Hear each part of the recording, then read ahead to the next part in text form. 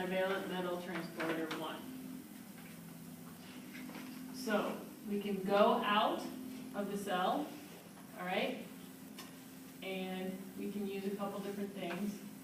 We'll put ferroportin here,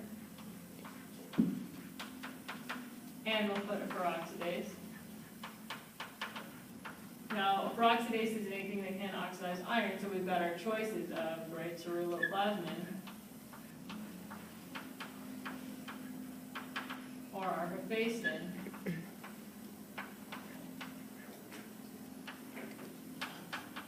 And that's an S. So, once it goes into the bloodstream, the Fe2 plus goes to Fe3 plus, and that usually attaches to transferrin. You can also, as mentioned, there is some ferritin in the bloodstream, and you can attach to ferritin too. So when the ferritin is up there, there is plasma ferritin. Our main, I'm simplifying because I want you to think transferrin, extracellular, ferritin, intracellular. But you can have both in the bloodstream. Okay, so now transferrin floats around. Transferrin runs into a cell. So now we're going to find our transferrin receptor.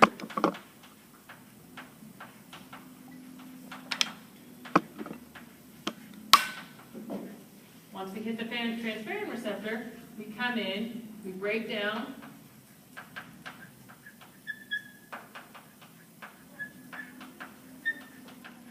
and release iron, which has been converted. Right, we release iron, we'll say, let me add one more step. So break down transferrin, convert 3 plus to Fe2 plus. Okay, and then the end result of that is Fe2 plus is in the cytosol.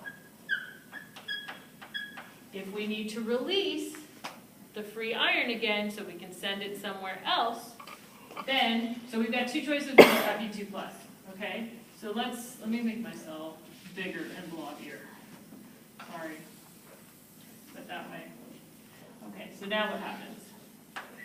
Fe2 plus can be stored in ferritin,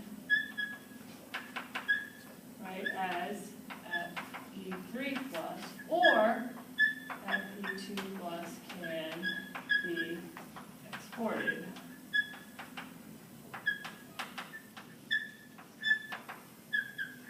sorry.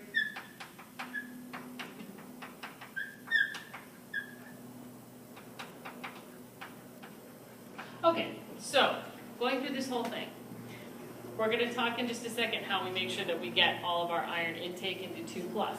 But there we are. We have an Fe2 plus with a divalent metal transporter 1. Goes into the enterocyte. So it leaves. It can leave via a ferroportin with peroxidase.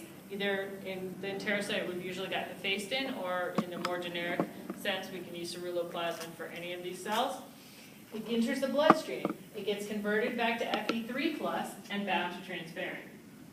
Once it gets bound to transferrin, it eventually runs into a transferrin receptor on some cell and is taken in by the mechanism we just did. Then, transferrin gets broken down. It converts the 3 plus ferric form to the 2 plus ferrous form. Then we have Fe2 plus hanging out in the cytosol. Again, anytime you've got a 2 plus iron hanging out anywhere, you have a high probability of damage. If this stuff's floating around in the cytosol, you've got to do something with it. What are your choices?